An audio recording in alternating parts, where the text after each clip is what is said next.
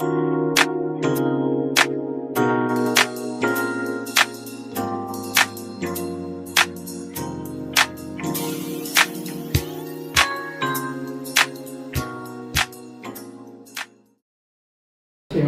you both kind of got this entrepreneurial flair to you.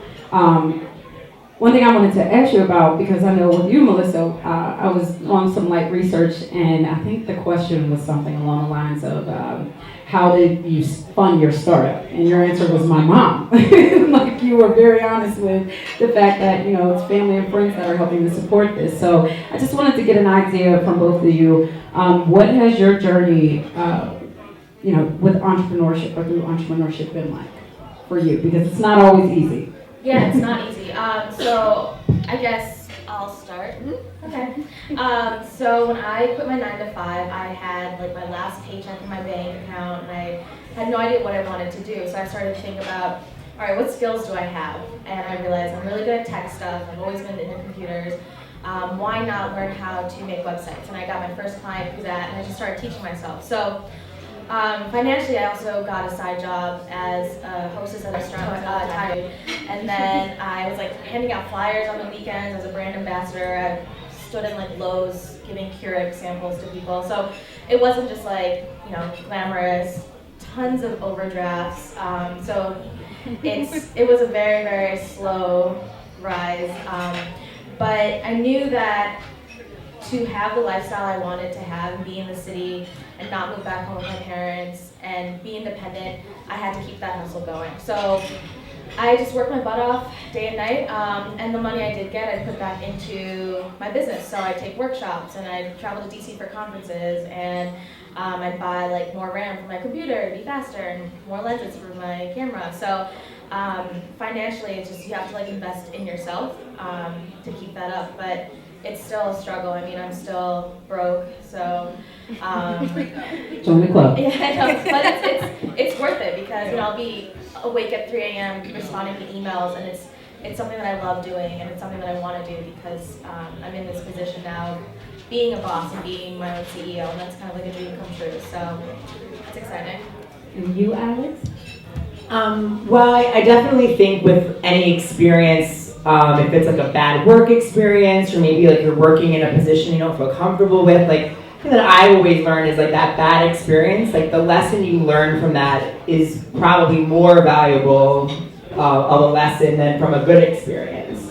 Like taking like why you didn't like that or why it wasn't working for you at the time and like making it into something that like will work for you. And one of the things that I've kind of learned is that I possibly may be my own best boss.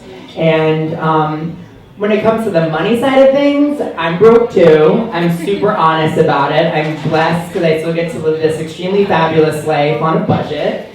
But then I think that's an exciting thing because when I think of all the opportunities that I create for myself or the creativity that I constantly cultivate, the fact that I'm doing it with like a very low number in my bank account, I think is amazing because that really, there's no price on that.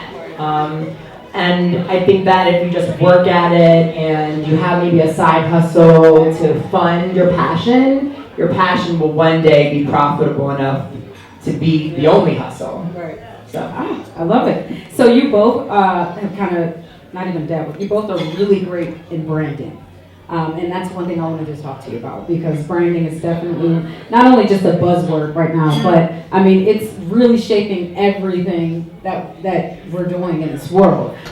So what should everyone know and understand about effective branding? Because even with Femme and Fortune, I love how you branded it. And the Hive, in just such a short period of time, the Hive has just really just this great feel to it. When you think the Hive, you think of girl power, boss chicks, all of that great stuff. What would you provide as tips, I guess? With branding, I think the most important thing, like first and foremost, is to figure out like what is my story and how am I going to tell it. I think stories drive the best brands. I think stories drive the best content. When it comes to 30 Under 30, that's why I feel like it was a really successful thing because it was just these amazing stories about amazing people. So figuring out first and foremost, like, what is my story, and then how are you going to tell it, and hopefully you tell it with style and consistency and clarity, and then that is where, having a good graphic designer, or maybe having somebody good in PR helping you with that messaging and that communications, or really getting strategic partners by your side to help you with that, process of communication, I think is really important. All very true, Alex. Thank you. Thank you, Melissa. So my freelance work consists of being a strategic brand developer, so I love branding. Very passionate about it, and I think Alex touched upon a lot of good points. But one thing to add is that branding isn't just digital, it's also you as a representative of your brand. So do you match your online presence? Are you, tweeting away things that make sense, that relate back to you as a person? Branding is also your space. So now I have this physical location. Does it match what it looks like on the website? Or is it just like, really, really bad and ugly? Or what? I'm trying to match the presence, but branding isn't just your online presence, it's everything. It's how you talk to people, how you network, how you show up and dress. So you have to really, really be consistent with that as well, and be smart about it, because you want people to see you and meet you and recognize, oh, that's that girl from that website, or that's, at Bring Me Along or whatever. So you want, your branding to be consistent throughout all platforms. Apple, so it's an apple orchard salad with blue cheese, crumbled blue cheese, mixed greens, also candied pecans and apples, and that's served with a raspberry vinaigrette dressing. Next we have the catfish, and of course you can see that's a huge piece of catfish right there. It's catfish, and what we do is we batter the catfish and then we flash fry it. Saturday morning, jumped out of bed, jumped in my car and raced like a jet all the way to you. Okay, sure. I'm David Live. That's live with a Y and not an I. That's live with a what? A Y. And not a what? I. Good. I'm from Richmond, Virginia. So I'm a nice country boy up here in the wonderful state of Pennsylvania.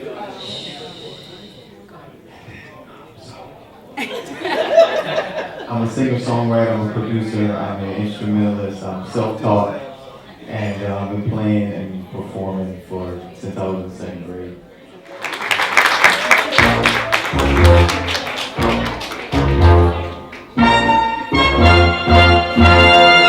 Whenever the gates, Tell us a little about yourself. I'm born and raised from Oakland, California. Singing since Lord knows when, but I was actually trained in dance. I went to Oakland School for the Arts, trained in ballet, modern jazz. I actually had stage fright for the longest time. Always sang, but was too afraid to let it out. So around my senior year of high school, I was a part of a gospel a cappella duet group called Beyond Praise.